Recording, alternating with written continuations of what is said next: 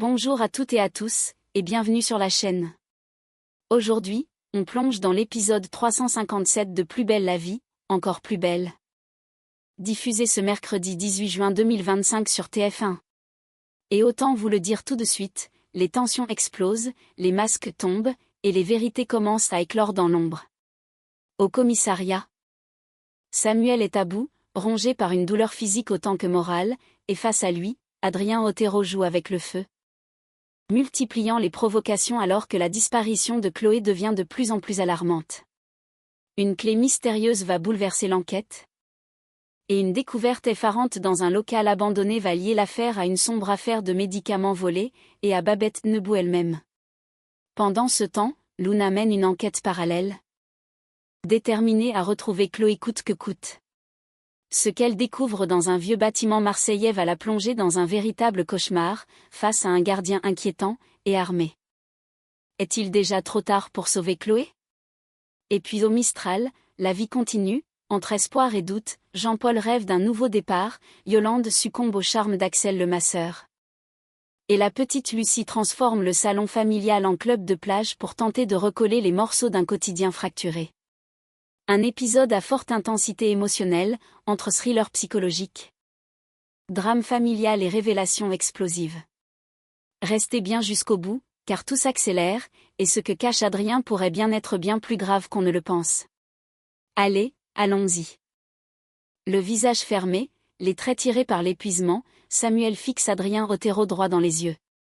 L'ancien compagnon de Chloé, installé de l'autre côté de la table d'interrogatoire, garde un calme insolent. Depuis le début de l'entretien, il esquive, minimise, refuse de coopérer. Chaque réponse est plus provocante que la précédente. Et Samuel, déjà au bord du gouffre depuis des jours, sent la colère monter en lui comme une vague prête à tout emporter. Il serre les poings, s'approche lentement, ses mâchoires crispées. « Tu crois que c'est un jeu, Otero? Tu crois que j'ai que ça à faire ?» grogne-t-il, les yeux brûlants de rage. Le silence glacé d'Adrien ne fait que raviver l'étincelle dangereuse qui couve en Samuel. L'espace d'un instant, il semble capable de tout. Même de franchir la ligne. Mais soudain, la porte s'ouvre. Morgane entre d'un pas rapide, une expression inquiète sur le visage. Dans sa main, une petite clé qu'elle tient comme une preuve accablante. « On a trouvé ça dans ses vêtements. » dit-elle en s'adressant à Samuel, en lui tendant l'objet. Puis elle se tourne vers Adrien, le ton tranchant. « Elle ouvre quoi, cette clé ?» Adrien la regarde avec un air faussement détaché. Hausse les épaules. « Rien d'important. C'est juste pour mon box. » Le regard de Samuel se durcit. Il sent que ce type ment. Mais pour l'instant, il se contient. Grâce à Morgane, la tension vient de redescendre. De justesse. Mais une chose est sûre, ce que cache Adrien Otero ne restera pas enfoui bien longtemps. Et Samuel, lui, est plus déterminé que jamais à le faire craquer, quitte à frôler l'impensable. Dans l'atmosphère moite et poussiéreuse d'un local à l'abandon, Morgane et Samuel avancent prudemment, lampe torche en main. Le lieu est silencieux, presque trop calme. Mais très vite, leurs regards se croisent, ils viennent de tomber sur quelque chose de lourd. Devant eux, plusieurs colis sont entassés à la va-vite. En les ouvrant, ils découvrent des cartons remplis de médicaments, étiquetés pour l'envoi à l'étranger. Des boîtes entières de psychotropes, d'antalgiques, d'opioïdes puissants. Morgane retient un souffle de stupeur. « C'est énorme !» murmure-t-elle. Sur le côté, Samuel s'accroupit. Ses doigts frôlent un sac renversé. Il le reconnaît aussitôt. C'est le sac de Babette Nebou. Un frisson parcourt son échine. Ce n'est plus seulement une affaire de trafic, c'est personnel. Très vite, il contacte les équipes. Tous les colis sont enregistrés, mis sous scellé. La procédure est lancée. Morgane se charge de transporter les premiers cartons vers la voiture banalisée. Mais derrière elle, dans le local, Samuel reste seul quelques instants. Il se penche, attrape un bidon de désinfectant posé sur un meuble bancal, et le renverse brutalement au sol. Le liquide s'étale, dégageant une odeur chimique forte qui brûle les narines. Un bruit étouffé de carton qui glisse se fait entendre. Quand Morgane revient quelques minutes plus tard, elle le trouve en train de se redresser. « Tout va bien ?» demande-t-elle. Samuel hoche la tête. Rien de cassé. Juste un peu de bazar. Il termine de charger les cartons. Mais un doute plane. A-t-il glissé quelque chose dans sa poche pendant qu'il était seul? Un flacon, une plaquette? Rien ne le prouve. Et pourtant, quelque chose, dans son regard, dans sa nervosité soudaine, laisse Morgane songeuse. Le malaise s'installe. Lentement. Silencieusement. Dans le salon du pavillon des fleurs, l'atmosphère est pesante. Luna tourne en rond. Son téléphone à la main, l'esprit en ébullition. Elle vient de vérifier une nouvelle fois, personne, au sein du foyer, n'a proposé un logement à Chloé. Aucun signal, aucune offre. Rien. Elle a sûrement trouvé un appart ailleurs, c'est tout. Tente-t-elle de se convaincre à voix haute, comme pour se rassurer elle-même. Mais sa voix manque de conviction. Le silence qui suit en dit long. Assise près de la fenêtre, Blanche observe Luna avec douceur, mais aussi avec une lassitude teintée de lucidité. Elle inspire profondément, puis murmure. « Il faut que tu arrêtes de croire autant en elle, Luna. » Luna se fige. « Comment ça ?» Blanche se lève, s'approche lentement, son regard empreint d'une douleur contenue. Chloé a peut-être rechuté. Et à un moment, il faut accepter cette possibilité. Ces mots frappent Luna en plein cœur. Elle baisse les yeux, refuse d'y croire. Elle veut s'accrocher à l'idée que Chloé est en train de reprendre pied, qu'elle avance, même lentement. Mais Blanche, elle, a vu les signes. Elle a appris, avec le temps, à lire les silences. Les absences, les excuses qui s'effilochent. Luna reste muette, le regard perdu, le souffle court. Au fond d'elle, une fissure s'ouvre, et si Blanche avait raison? Et si Chloé, une fois de plus, s'était égarée dans l'ombre sans prévenir personne? Dans la cuisine encore éclairée par les premiers rayons du jour, Jean-Paul Boé fait défiler des annonces sur son téléphone, l'air concentré. Il lève enfin les yeux, un sourire discret aux lèvres. J'ai trouvé un endroit pas mal. Une location tranquille, près d'Avignon. Avec un petit jardin. Ça pourrait nous faire du bien.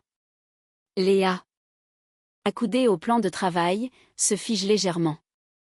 Elle le regarde avec douceur, mais aussi avec une pointe d'inquiétude. Jean-Paul, tu sais que tu dois rester près de Marseille. Pour ton suivi médical. Boé soupire. Il détourne le regard, mal à l'aise. Il pensait bien faire, offrir une bouffée d'air à toute la famille. Mais Léa reste calme, posée, et poursuit. Rien ne t'empêche d'y aller avec les enfants. Je vous rejoindrai les week-ends. Elle essaie de trouver un équilibre. Une solution entre ses obligations médicales et ce besoin d'évasion qu'elle comprend parfaitement. Mais dans les yeux de Jean-Paul, une déception discrète apparaît. Il reste silencieux quelques secondes, puis range son téléphone, résolu mais un peu amer. Non, laisse tomber. Je vais trouver autre chose. Une autre solution? Il tente un sourire. Mais son regard trahit une forme de solitude sourde. Léa, elle, le suit du regard, partagé entre raison et culpabilité. Dans la cour ensoleillée du Mistral, Yolande a le sourire plus léger qu'à l'ordinaire. Depuis qu'elle a fait la connaissance d'Axel, un masseur à l'énergie zen et au charme discret, elle semble plus détendue, presque radieuse. Son dos va mieux, mais surtout, son humeur aussi. Ce matin encore, elle en parle avec enthousiasme, sans s'en cacher. C'est là que Thomas, en pleine conversation avec elle, penche soudain la tête en grimaçant. « Aïe, j'ai un torticolis depuis ce matin. » Il esquisse un sourire malicieux. « Tu peux me filer son numéro, ton Axel ? Il pourrait peut-être faire des miracles sur moi aussi. » Yolande éclate de rire, flattée mais un peu méfiante. Elle sent bien que Thomas n'a pas uniquement mal à la nuque. Non loin. Aya les observe discrètement, les bras croisés. Elle a tout compris. Ce n'est pas juste une douleur cervicale qui motive Thomas. Elle se rapproche de lui, mi-ironique, mi-sérieuse. Tu veux vraiment son numéro, ou tu veux surtout enquêter? Thomas lève les mains, faussement innocent. Mais non, je suis curieux, c'est tout. Aya ne le lâche pas des yeux. Elle le connaît trop bien. Elle sait quand il joue au chat et à la souris avec quelqu'un. Fais gaffe, Thomas. T'as tendance à pourrir la vie des gens quand tu veux tester leur sincérité. Mais ce qui la dérange le plus, c'est qu'il n'arrive même pas à détester Axel. Et ça, c'est un vrai problème pour lui. Il est parfait. Gentil, à l'écoute, compétent. Je le trouve même sympa. Tu te rends compte? Avoue Thomas, un brin désemparé. Aya éclate de rire. Pauvre Thomas. Tu vas devoir supporter qu'un mec bien t'empêche de jouer les chiens de garde. Thomas sourit malgré lui. Peut-être qu'il vient de tomber sur un os, ou plutôt, sur un type vraiment irréprochable. Et ça, pour lui, c'est presque plus insupportable qu'un vrai défaut. Dans le salon du foyer Boé, une douce odeur de feutre, de papier découpé et de sable artificiel flotte dans l'air. Lucie, concentrée, met la touche finale à une banderole faite main. Qu'elle accroche entre deux étagères, bienvenue au club de plage Boé. Jean-Paul entre dans la pièce, les yeux écarquillés. Le canapé a été déplacé. La table basse recouverte de serviettes de plage colorées. Des coquillages sont posés çà et là, et même le tapis a disparu sous un grand drap bleu ciel. Lucie, fière d'elle, se tourne vers lui. Voilà. C'est notre club de plage à la maison. Jean-Paul esquisse un sourire attendri. Tu t'es donné du mal, dis donc. Lucie hoche la tête, déterminée. Puis, plus sérieusement. Elle ajoute. Papa, pour les vacances, je veux pas aller chez papy et mamie. Je veux rester avec maman. Jean-Paul est pris de court. Il tente de cacher sa surprise. Mais il sent que c'est important pour elle. Tu sais, il serait content de te voir. Lucie baisse les yeux. Oui, mais... Léa, elle travaille beaucoup. Et si je pars? Elle va être toute seule. Elle relève la tête, les yeux brillants. Je peux rester ici? On fera des trucs tous ensemble, comme à la plage. Jean-Paul s'approche. Passe une main dans ses cheveux, ému. On va en parler avec maman, d'accord? Mais t'as fait du beau boulot ici, on s'y croirait presque. Lucie sourit, rassurée. Pour elle, les vraies vacances ne sont pas une question de destination. C'est une affaire de présence, de cœur, et de salon transformé en bord de mer. La nuit est tombée sur Marseille, et le vent s'engouffre entre les ruelles étroites, chargé d'un malaise que Luna ne parvient pas à chasser. Elle s'approche d'un vieil immeuble à la façade décrépie, celui où, d'après ses recherches, Chloé avait loué un appartement. Le nom du gardien, trop souvent cité à demi-mot, résonne comme une menace sourde. Une fois dans le hall, Luna jette un coup d'œil autour d'elle. Vide. Mais ses yeux se posent sur le panneau mural derrière le comptoir du gardien. Là, accrochée à un clou rouillé, une clé pend négligemment. Elle la reconnaît immédiatement. Elle l'a vue sur une vieille photo prise par Chloé. Le numéro, le porte-clés, c'est celle-là. Sans hésiter, Luna la prend discrètement, le cœur battant à tout rompre. Elle sort aussitôt et suit l'intuition qui la pousse dans les profondeurs du quartier. Elle finit par arriver devant un bâtiment vétuste, presque abandonné.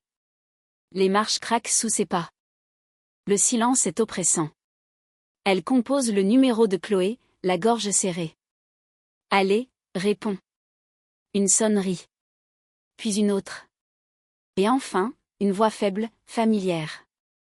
Luna pousse la porte d'un ancien studio, entre, et là, dans un coin sombre, elle la voit, Chloé, recroquevillée, les traits tirés, hagarde. Chloé. C'est moi. Je suis là. Je vais appeler les secours, d'accord? Tu vas t'en sortir. Mais soudain, un bruit métallique résonne derrière elle. Luna se retourne brutalement. Dans l'encadrement de la porte, le gardien apparaît, les traits durs, le regard noir. Il tient une barre de fer dans les mains, ses doigts serrés autour comme un étau. Il fallait pas venir, lâche-t-il, d'une voix froide, glaçante. Luna comprend aussitôt, elle vient de franchir une ligne. Et désormais, elle est en danger. Chloé aussi. Dans la salle d'interrogatoire, l'air est lourd. Adrien, assis, les bras croisés, fixe un point imaginaire sur la table. Morgan et Samuel se tiennent face à lui, leurs regards fermes, leur posture tendue. L'heure n'est plus à la stratégie, mais à la vérité. Samuel brise le silence, d'une voix calme mais sans détour. Chloé a disparu, Adrien. Elle n'a donné aucun signe de vie depuis plusieurs jours. Son téléphone ne borne plus depuis le 12 juin. Un éclair passe dans le regard d'Adrien. Il fronce les sourcils, se redresse légèrement, feignant d'abord la surprise. Mais sa mâchoire se crispe. Morgan insiste, plus direct. Tu veux nous dire ce que tu sais, maintenant ? Adrien soupire longuement. Puis, comme s'il lâchait enfin un poids trop lourd, il avoue. Je lui ai proposé de participer aux casses de mercredi. Il les regarde, sans défi, mais sans regret non plus. Elle n'était pas d'accord. Elle m'a dit non. Alors elle n'est pas venue. Samuel le fixe, son regard devient plus sombre. Et après ? Tu l'as revue ? Adrien secoue lentement la tête. Non. Elle est partie furieuse. Je pensais qu'elle voulait couper les ponts. Pas disparaître. Un silence glacé s'installe. Le doute grandit dans l'esprit des enquêteurs. Adrien dit-il tout ? Ou cache-t-il encore quelque chose ? Mais une chose est désormais certaine. Chloé savait. Et elle refusait de sombrer. Alors, pourquoi a-t-elle disparu ? Et voilà, vous venez de revivre avec nous chaque moment fort, chaque frisson. Chaque souffle retenu de cet épisode 357 de Plus belle la vie, diffusé le 18 juin 2025. Un épisode où l'intime côtoie le criminel, où la vérité se fraye un chemin dans les silences.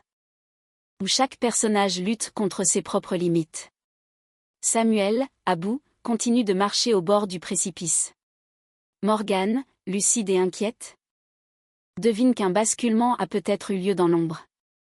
Luna, plus courageuse que jamais, brave le danger pour sauver une amie. Et Chloé, héroïne brisée, lutte pour survivre dans l'enfer qu'elle pensait avoir fui. Pendant ce temps, la tendresse de Lucie, la complicité de Léa, la malice d'Aya et le mystère d'Axel donnent à cet épisode une richesse humaine bouleversante. Mais ce n'est que le début. Car désormais, tout peut arriver. Chloé est en danger. Luna aussi. Et Samuel n'a pas dit son dernier mot. Alors, jusqu'où iront-ils pour découvrir la vérité ? Dites-nous en commentaire, croyez-vous Adrien ? Samuel va-t-il franchir la ligne rouge ? Et que pensez-vous du comportement du gardien ? Vos théories sont les bienvenues. Si cette vidéo vous a plu, n'oubliez pas de liker, de vous abonner et d'activer la cloche pour ne manquer aucune suite de cette saga haletante. On se retrouve très vite pour un nouveau décryptage, car au Mistral, la vérité finit toujours par éclater. À très bientôt. Et surtout, restez prudents.